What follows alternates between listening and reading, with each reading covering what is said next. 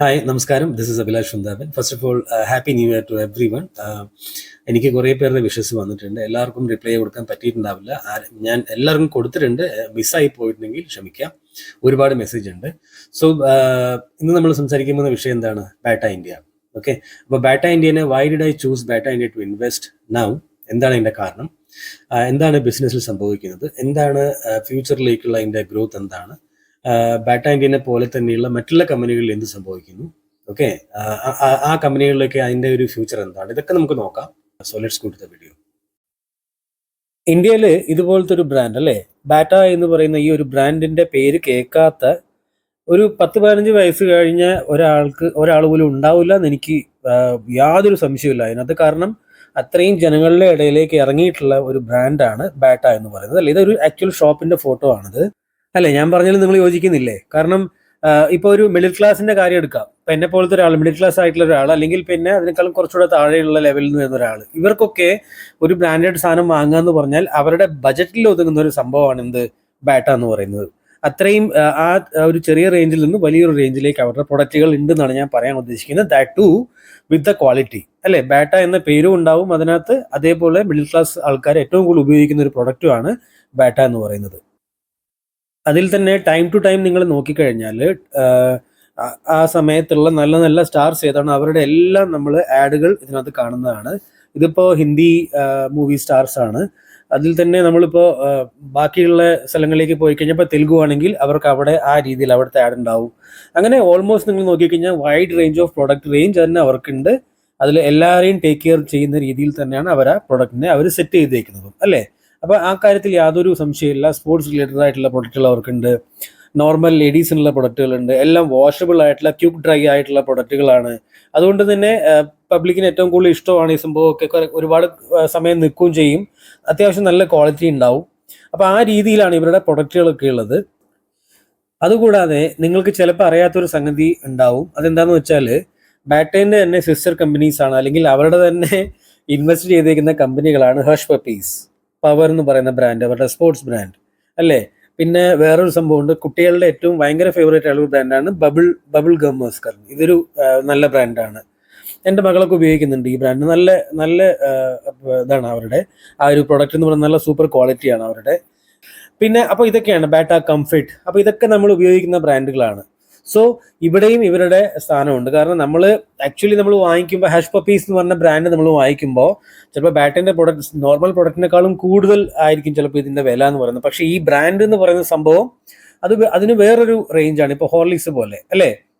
അപ്പോൾ അങ്ങനെയാണ് അതിൻ്റെ ഇതുള്ളത്. അപ്പോൾ ഇതും അവരുടെ ബ്രാൻഡാണ്. അതുകൂടാതെ തന്നെ നമ്മൾ നോക്കേണ്ട വേറൊരു കാര്യം എന്താണ്, ഇത് ആക്ച്വലി ചെക്ക് റിപ്പബ്ലിക്കൻ കമ്പനിയാണിത്. അപ്പോൾ ചെക്ക് റിപ്പബ്ലിക്കിൽ നിന്ന് ഇവിടെ വന്ന് അവർ ഇന്ത്യയിൽ ലിസ്റ്റ് ചെയ്തു, ഇന്ത്യയിലേക്ക് എൻട്രി ചെയ്തു. അപ്പോൾ അവർക്ക് മൊത്തത്തിൽ നോക്കിക്കഴിഞ്ഞാൽ ഏകദേശം 5300ഓളം ഷോപ്സ് ഇൻ മോർ ദാൻ 70 കൺട്രീസിൽ തന്നെ അവർക്കുണ്ട് അവിടെ. ഓക്കെ, അതേപോലെ തന്നെ ബാറ്റ കോർപ്പറേഷൻ എന്ന് പറയുന്ന Bata corporation basically 53% stake own ചെയ്യുന്നുണ്ട് ഈ കമ്പനിയിൽ. അപ്പോൾ അതൊരു പ്രൊമോട്ടറിന്റെ ഭാഗം തന്നെ പറയാം. ഓക്കെ, അതൊരു കാര്യം. പിന്നെ ഇവരുടെ മാനുഫാക്ചറിങ് ഫെസിലിറ്റി നോക്കിക്കഴിഞ്ഞാൽ ഇന്ത്യയിൽ ബീഹാർ, അതേപോലെ തന്നെ കൊൽക്കത്ത, പിന്നെ ബാംഗ്ലൂർ, അതേപോലെ തന്നെ തമിഴ്നാട്. അപ്പോൾ ഏകദേശം നോർത്ത് വെസ്റ്റ് സൗത്ത് ഈസ്റ്റ് എല്ലാം കവറായി ഇവരുടെ മാനുഫാക്ചറിങ് ഫെസിലിറ്റിയാണ് ഞാൻ പറയുന്നത്. ആക്ച്വൽ ഷോപ്സ് അല്ല പറയുന്നത്, മാനുഫാക്ചറിങ് ഫെസിലിറ്റി ഉണ്ട്. ഇതിനെ ഇനി കൂട്ടാനേ ഉള്ളൂ അല്ലേ. അവരുടെ കൺസ്യൂമർ ബേസ് കൂടുന്ന അനുസരിച്ച് അവർക്ക് കൂട്ടാവുന്നതേ ഉള്ളൂ. So 21 million footwear per annum ഇവർക്ക് പ്രൊഡക്ഷൻ ചെയ്യാൻ അവിടെ കഴിയുന്നുണ്ട്. 21 മില്യൺ. പിന്നെ വേറൊരു കാര്യം നോക്കാനുള്ളത് പാൻ ഇന്ത്യ പ്രസൻസ്. അവരുടെ നോക്കിക്കഴിഞ്ഞാൽ 1398ഓളം ടൗണുകളിൽ ഇന്ത്യയിൽ എത്തിക്കഴിഞ്ഞവർ, 1308 ടൗണുകളിൽ എത്തിക്കഴിഞ്ഞു. മനസ്സിലായല്ലോ. 7935ഓളം ടൗണുകളാണ് ഇന്ത്യയിലുള്ളത്.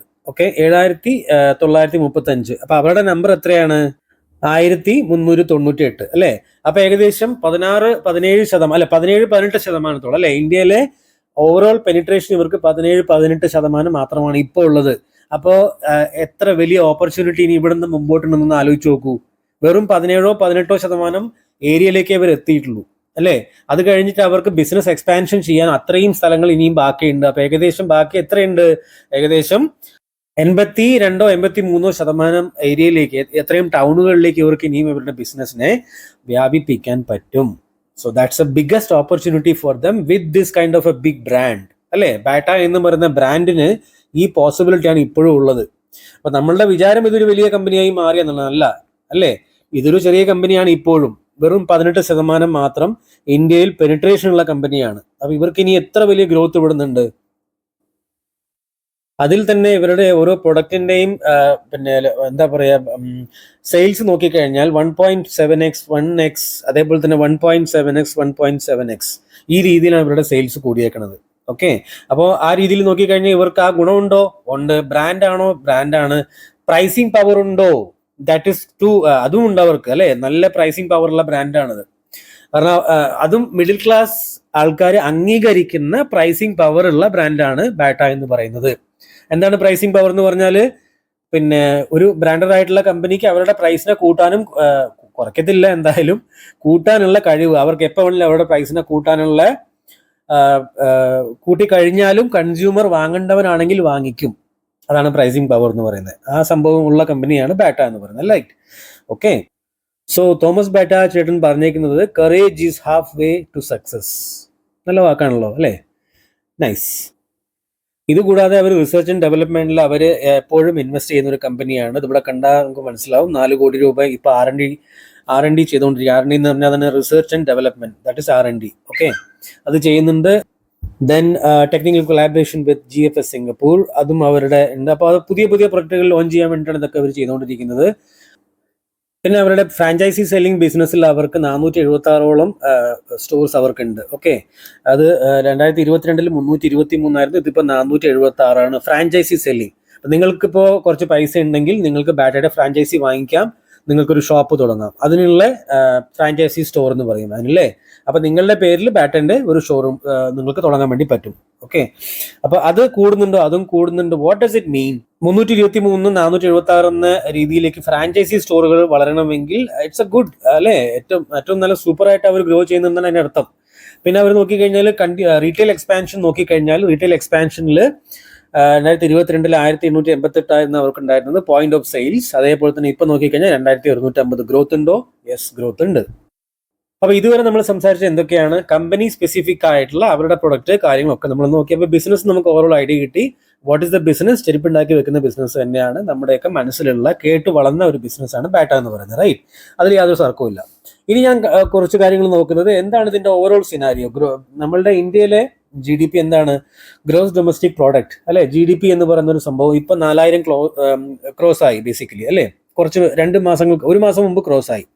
അപ്പൊ 4000 എന്ന് പറയുന്ന ഈ ഒരു നമ്പർ എന്ന് പറയുന്നത് it's a very big number, അല്ലെ?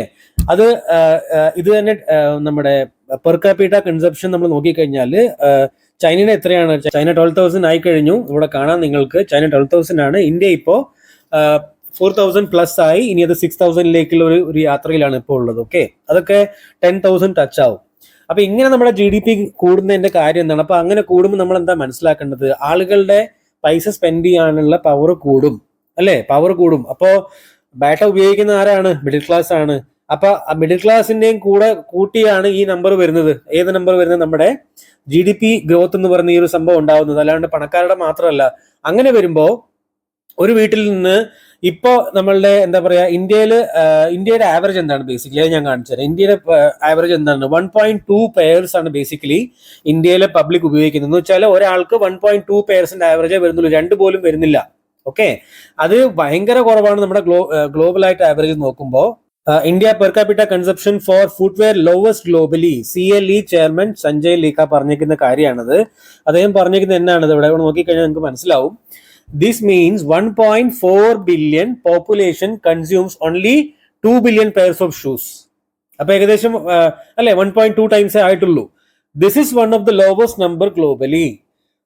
For this to go 2 pairs to 3 pairs is simple and easy. അല്ലെ?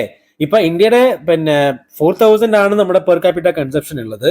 അതിപ്പോ 5,000 ഏകദേശം ആ റേഞ്ചിലേക്ക് ഇപ്പൊ പോയിക്കൊണ്ടിരിക്കുന്നു. ചൈനയുടെ 12,000 ആണ്.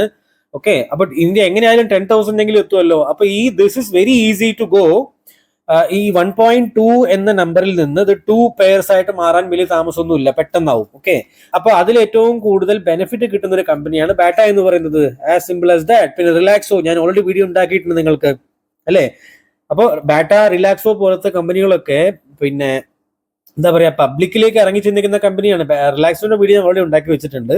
നിങ്ങളത് കണ്ടിട്ടുണ്ടോ എന്ന് എനിക്ക് അറിഞ്ഞുകൂടാ. അപ്പം ഞാൻ അതിനകത്ത് ഇൻവെസ്റ്ററാണ്. നിങ്ങൾക്ക് വേണമെങ്കിൽ ആ വീഡിയോസൊക്കെ ഒന്ന് നോക്കുക. എന്നിട്ട് നിങ്ങൾ ഇൻവെസ്റ്റ് ചെയ്യണോ വേണ്ടോ എന്നുള്ള കാര്യങ്ങളൊക്കെ നിങ്ങൾ സ്വന്തം തീരുമാനിക്കുക. അപ്പൊ അങ്ങനെയാണെങ്കിൽ പിന്നെ എനിക്കൊരു വീഡിയോ ഉണ്ടാക്കേണ്ട കാര്യം വരില്ലല്ലോ. അപ്പൊ അതുകൊണ്ടാണ് ഞാൻ റിലാക്സിന്റെ കാര്യം കൂടെ എടുത്തു പറയുന്നത്. കാരണം റിലാക്സോയ്ക്കും ഇതൊക്കെ അപ്ലിക്കബിൾ ആണ് ബേസിക്കലി, അല്ലേ? അതും ഒരു മിഡിൽ ക്ലാസ് ബാൻഡാണ്. അതും ഇതൊക്കെ അപ്ലിക്കബിൾ ആയിട്ടുള്ള കാര്യങ്ങളാണ് അവരും ചെയ്യുന്നത്. അപ്പോൾ ബാറ്റ ആയിക്കോട്ടെ റിലാക്സോ ആയിക്കോട്ടെ, both are same for me. And ഞാൻ രണ്ടിലും ഇൻവെസ്റ്റർ ആണ്. There is no question. Okay, അപ്പോൾ ഇതിൽ തന്നെ ഒരു കാര്യം ഞാൻ കാണിച്ചു തരാം. ഇതിപ്പോൾ ICICI ബാങ്കിന്റെ ഒരു റിപ്പോർട്ടാണ്. ഇതിൽ വളരെ കൃത്യമായിട്ട് പറയുന്നുണ്ട്. എന്താണ് പറയുന്നവര്, നമ്മുടെ ആവറേജ് 1.2 to 1.9 ഇപ്പോൾ ആയിക്കൊണ്ടിരിക്കുന്നു. അത് 1.9 ആയിരുന്നു 2019. അത് നമ്മുടെ ഗ്ലോബൽ പിന്നെ കൺസപ്ഷൻ എത്രയാണ്, ഗ്ലോബൽ ആവറേജ് എത്രയാണ്? 3.2 ആണ്. നമ്മുടെ 1.2 ഉള്ളൂ, ഇത് 3.2 ആണ്. ഏകദേശം ഇവിടുന്ന് 1x ഡബിൾ എങ്കിലും ആവും മിനിമം, അല്ലേ? അപ്പോൾ അങ്ങനെ ഒരു സംഭവം ഉണ്ട്. പിന്നെ global lead consumption in the world അതാണ് നമ്മുടെ US ആണ്. 8.1 പെയർസ് ആണ് അവർക്കുള്ളത്. അങ്ങോട്ട് നമുക്ക് പോകണ്ട. എന്നാൽ ഒരാൾക്ക് 8 പിന്നെ എന്ന് വെച്ചാൽ 8.1 പെയർസ്, അല്ലെ? ഒരാൾക്ക് 8 പെയർ ഓഫ് ഷൂസും ചപ്പൽസും ഉണ്ടാവുന്നതാണ് US പറയുന്നത്. ഇന്ത്യയിൽ ഇപ്പോൾ 1.9 ആയിട്ടുള്ളൂ. ചൈനയിൽ 3.2 ആണ്. ഓക്കെ, മനസ്സിലാവുന്നുണ്ടോ? ഇന്ത്യയുടെ GDP ഇപ്പോൾ 4,000 ആണെങ്കിൽ ചൈനയുടെ 12,000 ആണ്. ഈ ചൈനയുടെ GDP ഒരു സമയത്ത് 4,000 ആയിരുന്നു. ഓക്കെ, ഇനി അത് അപ്പൊ ചൈന 4,000 തന്ന് നിന്നോ? ഇല്ല, ഒരിക്കലും നിന്നിട്ടില്ല. ചൈന 12,000 എത്തി. ഇന്ത്യന്റെ കുറച്ച് വർഷങ്ങൾക്ക് മുമ്പ് 2,000 ആയിരുന്നു. ആ 2,000 ഇന്ത്യ 4,000 എത്തിയിട്ടുണ്ട്. അപ്പൊ ഇന്ത്യന്റെ പോക്ക് എങ്ങോട്ടാണ്? ഇതൊക്കെ നിങ്ങളൊന്ന് കോറിലേറ്റ് ചെയ്ത് നോക്കൂ. മനസ്സിലാവുന്നുണ്ടോ? ഇങ്ങനെയാണ് നമ്മൾ ബിസിനസിനെ പഠിക്കേണ്ടത്. ഇങ്ങനെയാണ് നമ്മൾ കാര്യങ്ങളെ മനസ്സിലാക്കേണ്ടത്. അതാണ് ഞാൻ പറഞ്ഞു തരാൻ ഉദ്ദേശിക്കുന്നത്. ഓക്കെ, അപ്പോൾ അതൊക്കെയാണ് എനിക്ക് ഇതിനകത്ത് കാണിക്കാനുള്ളത്. അതിൽ വേറൊരു രസകരമായിട്ടുള്ള സംഭവം എന്ന് പറഞ്ഞാൽ മെൻ വേഴ്സസ് വുമന്റെ കാര്യം എടുത്ത് നോക്കിക്കഴിഞ്ഞാൽ നിങ്ങൾക്ക് ഇവിടെ കാണാം പുരുഷന്മാർക്ക് കുറവാണ് ഈ നമ്പറിൽ തന്നെ. ഓക്കെ, 1.9 എന്ന് പറയുന്ന പെയർസിന്റെ കാര്യം പറഞ്ഞല്ലോ നമ്മൾ. അതിൽ തന്നെ ആ ഒരു ആവറേജ് വെച്ച് നോക്കുമ്പോൾ പുരുഷന്മാർക്ക് കുറവും സ്ത്രീകൾക്ക് കൂടുതലുമാണ്. അതെപ്പോഴും അങ്ങനെ ആയിരിക്കുമല്ലോ, അത് കുഴപ്പമൊന്നുമില്ല. കാരണം അവർക്ക് 1-2 പെയർസ് കൂടുതലുള്ളത് അവർക്കൊരു കംഫർട്ടബിൾ, അത് നമ്മൾ പ്രത്യേകിച്ച് നോക്കേണ്ട കാര്യമൊന്നുമില്ല. So this is the overall scenario of the business, അല്ലേ? കാര്യങ്ങൾ മനസ്സിലായല്ലോ. ബിസിനസ് നമ്മൾ നോക്കി, സൂപ്പർ ബ്രാൻഡാണെന്ന് മനസ്സിലായി, അവരുടെ സബ് ബ്രാൻഡുകൾ നമ്മൾ നോക്കി, അത് കഴിഞ്ഞ് ഗ്ലോബൽ സിനാരിയോ നമ്മൾ നോക്കി. I'm totally comfortable to invest in Bata. ഒരു ഡാറ്റയും കൂടെ ഞാൻ കാണിച്ചു തരാം. ഇന്ത്യൻ്റെ ഞാൻ പറഞ്ഞു 1.9 എന്ന പെർസെൻറ്റേജിലാണ് ഇപ്പോൾ ഉള്ളത്. അതിൽ തന്നെ നമ്മൾ ചൈന നോക്കിക്കഴിഞ്ഞാൽ ഇവിടെ എന്താണ് 2 to 3 ആ റേഞ്ചിലേക്ക് ചൈന എത്തിക്കഴിഞ്ഞു. US ഒക്കെ പോട്ടെ, അവരൊക്കെ കുറേ മുമ്പോട്ട് പോയ രാജ്യങ്ങളാണ്. നമ്മൾ അവരെയൊന്നും കമ്പയർ ചെയ്യേണ്ട, നമ്മൾ ഇവനെ മാത്രം കമ്പയർ ചെയ്താൽ മതി. ബ്രസീൽ നമ്മളെക്കാളും കൂടുതലാണ്. ഓക്കെ, മനസ്സിലാക്കി നോക്കുക. അപ്പം അങ്ങനെയാണുള്ളത്. അപ്പോൾ അത് ജർമ്മനി, ഫ്രാൻസ് ഒക്കെ ആ ഒരു വലിയ റേഞ്ചിൽ വരുന്ന രാജ്യങ്ങളാണ്. ബിക്കോസ് ഓഫ് ദ യൂറോപ്യൻ ആ ഒരു ഇത് നമ്മളും അവിടേക്കൊക്കെ എത്തും. ഓക്കെ, അപ്പൊ ഏതൊക്കെ രീതിയിൽ നോക്കിയാലും എനിക്ക് ഈ ബിസിനസ്സിൽ ഗ്രോത്തേ ഇപ്പൊ കാണുന്നുള്ളൂ. XYZ ആ ബിസിനസിന്റെ സ്റ്റോക്ക് പ്രൈസ് താഴെ ആയിരിക്കാം. അതൊന്നും നമ്മളെ ബാധിക്കുന്ന പ്രശ്നമല്ല, എന്നെ ബാധിക്കുന്ന പ്രശ്നം അല്ല. ഓക്കെ, ഞാൻ ഇൻവെസ്റ്റ് ചെയ്താൽ ഞാൻ ടാർഗറ്റ് വരെ വെയിറ്റ് ചെയ്യും. അതിലേക്ക് വെയിറ്റ് ചെയ്യാനുള്ള റീസൺസ് എൻ്റെ അടുത്ത് ഒരുപാടുണ്ട്. നിങ്ങൾക്കിപ്പോൾ കാണിച്ചു തരുന്നത് വളരെ വളരെ കുറവാണ്. ഇതൊക്കെ എങ്ങനെയാണ് ഇതിന്റെ കാര്യങ്ങളൊക്കെ നോക്കുന്നത്, എങ്ങനെയാണ് നമ്മൾ ഇങ്ങനത്തെ ബിസിനസ്സുകളെ കണ്ടുപിടിക്കുന്നത്, അതിൽ എങ്ങനെയാണ് റൈറ്റ് ടൈമിൽ എൻട്രി എടുക്കേണ്ടത്, ഇങ്ങനത്തെ കാര്യങ്ങളൊക്കെ ടിപ്സ് ആയിട്ടല്ല, അതൊരു ക്ലാസ് ആയിട്ടാണ് ഞാൻ കൊടുക്കുന്നത്. എന്ന് വെച്ചാൽ അവരെ കൊണ്ട് ഞാൻ നല്ല രീതിയിൽ പണിയെടുപ്പിക്കും, അവരെ പഠിപ്പിക്കും. ഞാൻ സ്വന്തം എങ്ങനെ തിങ്ക് ചെയ്യണം, സ്വന്തം എങ്ങനെ കണ്ടുപിടിക്കണം, സ്വന്തം എങ്ങനെ അനലൈസ് ചെയ്യണം, ഇതാണ് ഞാൻ പഠിപ്പിക്കുന്നത്. അത് പഠിപ്പിക്കുന്നത് മറ്റെവിടെയല്ല, എൻ്റെ വെബ്സൈറ്റ് ഉണ്ട്. നിങ്ങൾ ഈ വെബ്സൈറ്റിൽ പുതിയ ആൾക്കാരാണെങ്കിൽ നിങ്ങൾക്കൊന്ന് പരിചയപ്പെടുത്തി തരാം. ഇതാണ് എൻ്റെ വെബ്സൈറ്റ്. ഇവിടെയാണ് ഞാൻ എല്ലാ കാര്യങ്ങളും പഠിപ്പിച്ചു കൊടുക്കുന്നത്. അതിനകത്ത് എൻ്റെ കോഴ്സാണ് അതിനകത്തുള്ളത്. റെക്കോർഡഡ് ക്ലാസ് ആണ്. ഇതൊരു എന്താ പറയുക, പിന്നെ ലൈവ് ആയിട്ടുള്ള ക്ലാസ് അല്ല, റെക്കോർഡഡ് ക്ലാസ് ആണ്. അതിനകത്ത് തന്നെ നിങ്ങൾ ടെസ്റ്റിമോണിയൽ വന്ന് നോക്കിക്കഴിഞ്ഞാൽ സ്റ്റുഡൻസിന്റെ റിവ്യൂ നിങ്ങൾക്ക് ഇവിടെ കാണാൻ പറ്റും. അതിൽ നിങ്ങൾക്ക് റിയൽ ആയിട്ടുള്ള വീഡിയോ ടെസ്റ്റിമോണിയൽ വേണമെങ്കിൽ അങ്ങനെയും കാണാൻ പറ്റും. ഇതൊക്കെ ക്ലിക്ക് ചെയ്താൽ നിങ്ങൾക്ക് ഇവിടെ കാണാൻ വേണ്ടി പറ്റുന്നുണ്ടാവും. ഇവിടെ ഇങ്ങനെ ക്ലിക്ക് ചെയ്ത് നോക്കിക്കഴിഞ്ഞാൽ നിങ്ങൾക്ക് ഇവിടെ വീഡിയോ റിവ്യൂ സ്റ്റുഡൻസിനെ കാണാൻ വേണ്ടി പറ്റുന്നുണ്ടാവും.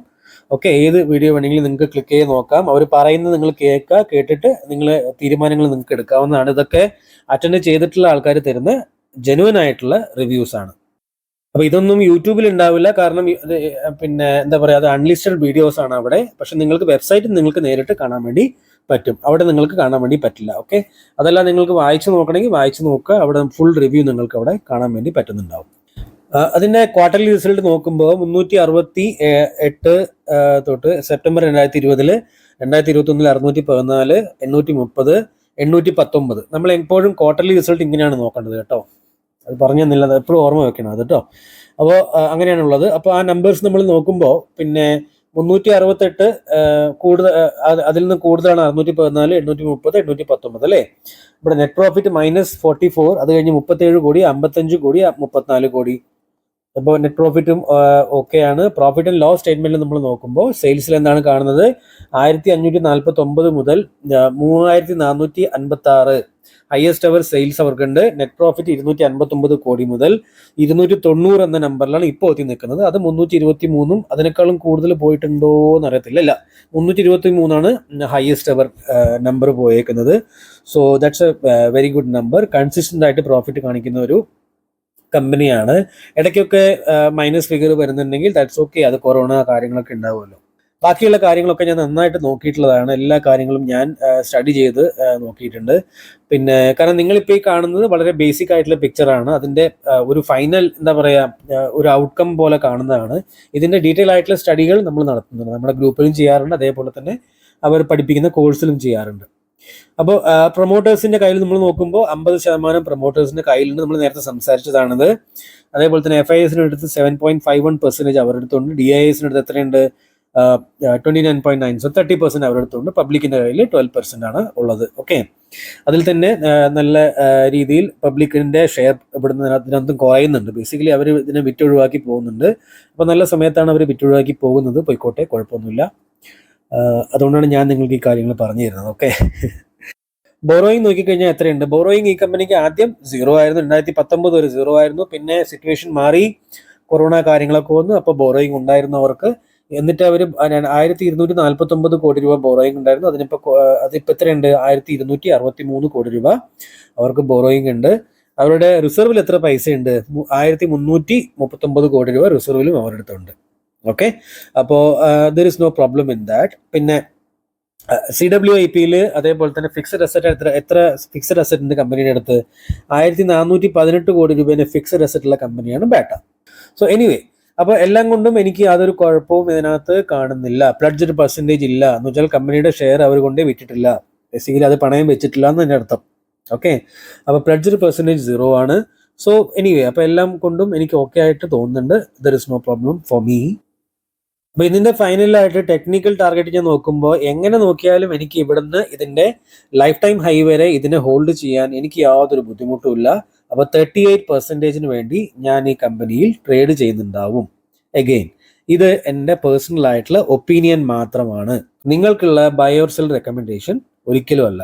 ഓക്കെ, എൻ്റെ പേഴ്സണൽ ഒപ്പീനിയനാണ് ഞാൻ ഇതുവരെ പറഞ്ഞത്. അതിൽ നിങ്ങൾക്ക് എന്തെങ്കിലും പഠിക്കാൻ കിട്ടിയിട്ടുണ്ടെങ്കിൽ നിങ്ങൾ എന്ത് ചെയ്യണം, ഒരു കമൻറ്റ് താഴെ ഇടുക, ഒരു ലൈക്ക് ബട്ടൺ ഉണ്ട് അവിടെ, അത് പ്രസ് ചെയ്യുക, പിന്നെ സബ്സ്ക്രൈബ് ചെയ്യുക ചാനലിന്. ഇത് മാത്രം ചെയ്താൽ മതി. ഓക്കെ, ഇത്ര മാത്രം ചെയ്യുക. ഇത് 3 ചെയ്യുന്നതുകൊണ്ട് നിങ്ങൾക്ക് യാതൊരു കുഴപ്പമില്ല. അതൊന്ന് ചെയ്യുക. അപ്പോൾ എനിക്കൊരു മോട്ടിവേഷൻ ഉണ്ടാവും നിങ്ങൾക്ക് വേണ്ടി പുതിയ പുതിയ വീഡിയോകൾ കൊണ്ടുവരാൻ വേണ്ടിയിട്ട്. ഓക്കെ, അല്ലാതെ വീഡിയോ മാത്രം കണ്ടിട്ട് നിങ്ങൾ പോകരുത്. അപ്പോൾ എൻ്റെ ഫൈനൽ പ്രൈസ് എന്ന് പറയുന്നത് 2664 രൂപ എന്ന ഈ പ്രൈസിന് വേണ്ടിയിട്ട് ഞാൻ ഇതിനകത്ത് ട്രേഡ് ചെയ്യുന്നുണ്ടാവും. Okay, so this is it for today guys. അപ്പോൾ ഞാൻ വേറൊരു വീഡിയോയുമായിട്ട് നിങ്ങളെ പെട്ടെന്ന് തന്നെ കാണുന്നുണ്ടാവും. അപ്പോൾ വീക്ക്ലി ഒരു 1-2 വീഡിയോ എങ്കിലും മിനിമം കൊണ്ടുവരണം എന്നാണ് ഞാൻ എപ്പോഴും ശ്രമിക്കാറുള്ളത്. ഞാൻ നോക്കാം. ഇപ്പോൾ കുറച്ച് എൻ്റെ ജോലികളുടെ തിരക്കുകൾ എനിക്ക് ഒരുപാടുണ്ട്, അതുകൊണ്ടാണ്. സോ എനിവേ, നമ്മളെപ്പോഴും കൂടെ ഉണ്ട്. Okay, so thank you so much. I will see you with another video. Bye everyone.